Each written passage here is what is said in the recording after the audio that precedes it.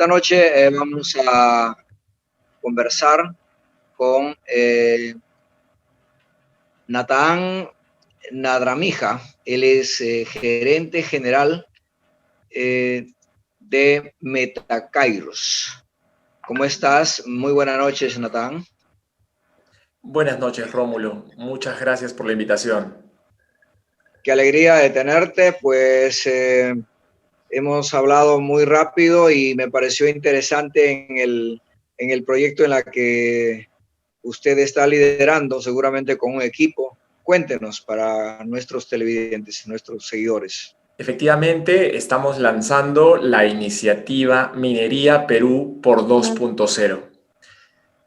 Es una iniciativa que desde la sociedad civil busca crear espacios para conversar abiertamente sobre cómo hacer que la minería en el Perú genere desarrollo y nos planteemos juntos el duplicar la producción minera porque el Perú es un país con un gran potencial geológico.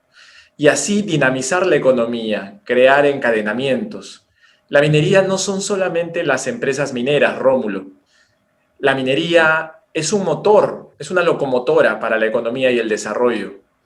Compra distintos productos y servicios como alimentos, uniformes, maquinaria, servicios, dinamiza el sector construcción.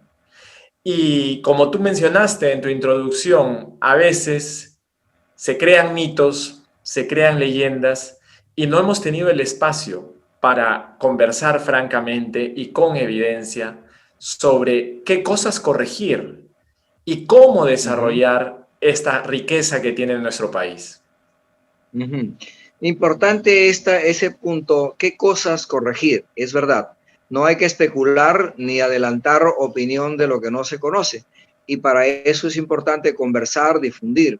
Porque claro, visitaba, por ejemplo, Madre de Dios hace algún tiempo, y desde luego que hay minería informal, hay minería ilegal, del nivel micro, del nivel, digamos, clandestino, como en el caso de La Pampa, pero también hay otra minería que cumplen con las exigencias de la ley. Y entonces, a la hora de hablar de la minería en Madre de Dios, prácticamente se sataniza todo. De manera que es importante conocer para difundir. ¿Cómo está la minería visto en por ejemplo, en este contexto de la pandemia? ¿Cómo está su viabilidad a recuperarse, a reactivarse y también su solidaridad social? Porque también ese es otro punto.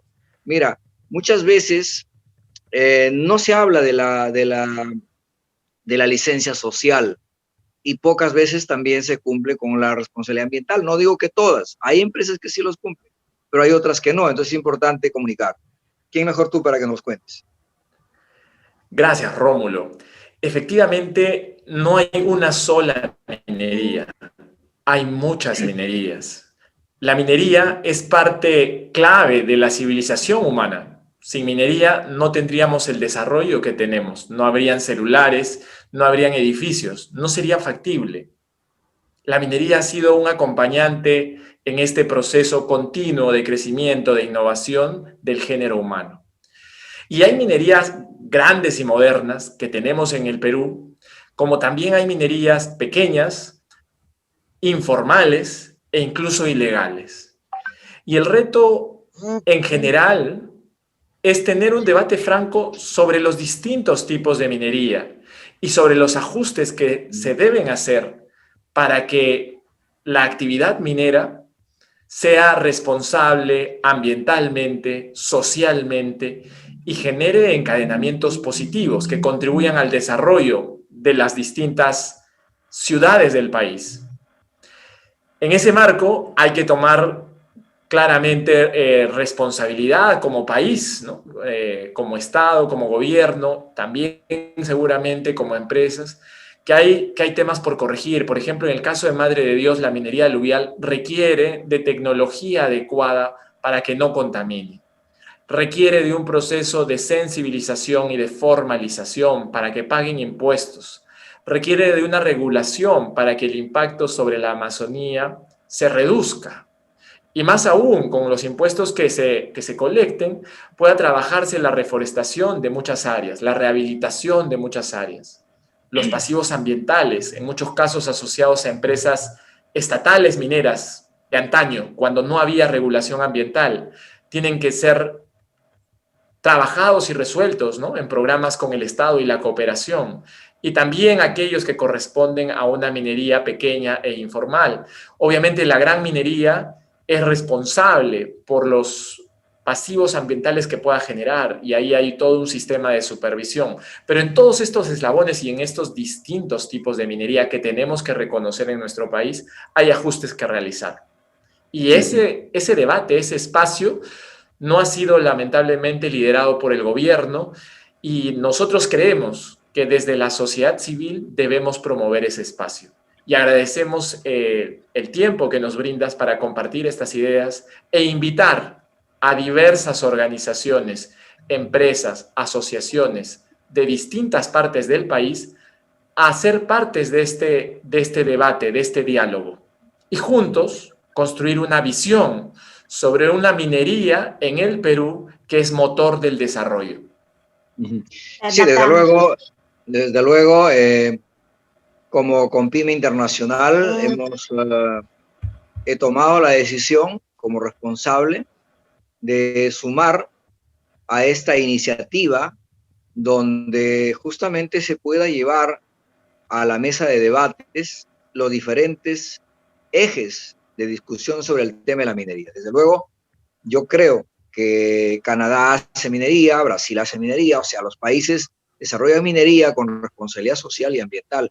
Nosotros no podemos ser ajenos y negarnos a la riqueza que tiene nuestro país, pero tampoco podemos ser pasivos o mejor dicho, podemos quedarnos en el comentario cuando hay algunas empresas y sobre todo a la minería informal realmente haciendo muchísimo daño al tema ambiental, al tema del bosque, al tema de la forestación. Ahí tenemos el caso incluso de alguna empresa del Estado, en el caso de la Amazonía, en el caso petrolero. Entonces, hay antecedentes, buenos y malos.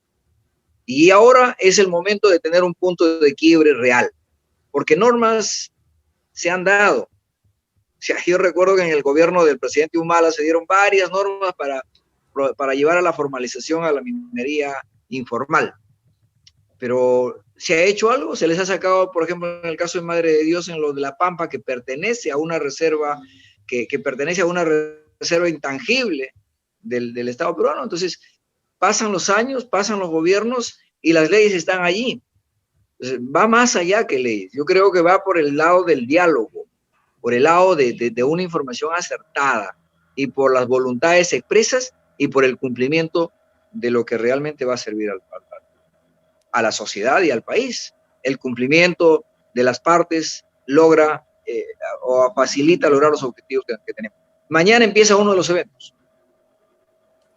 Es correcto, Rómulo, y gracias por, como Compime Internacional, sumarte a este esfuerzo de la sociedad civil, porque en verdad construir una visión de una minería sostenible que contribuya, repito, de manera decisiva al desarrollo y la reactivación económica post pandemia es una responsabilidad de todos en la sociedad civil, ¿no?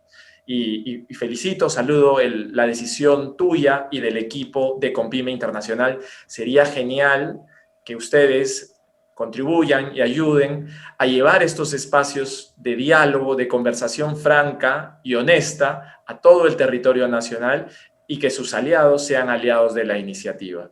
No todos tenemos que pensar igual, pero partimos por el objetivo de construir una visión. Y como tú mencionaste, mañana tenemos el primer evento, el evento de lanzamiento de esta iniciativa, en un foro que va a plantear el reto: ¿es posible duplicar la producción minera en el Perú y generar desarrollo, contribuir a ese desarrollo? ¿Y cuáles son los principales retos a un nivel todavía muy macro, como primer avance, digamos, en este debate, para que luego sigamos con distintos foros en distintas ciudades del país sobre distintos temas: minería y agricultura, minería y mujer, minería aluvial, minería en Madre de Dios, minería y pasivos ambientales y tantos otros temas que son relevantes y a los que como sociedad debemos estar informados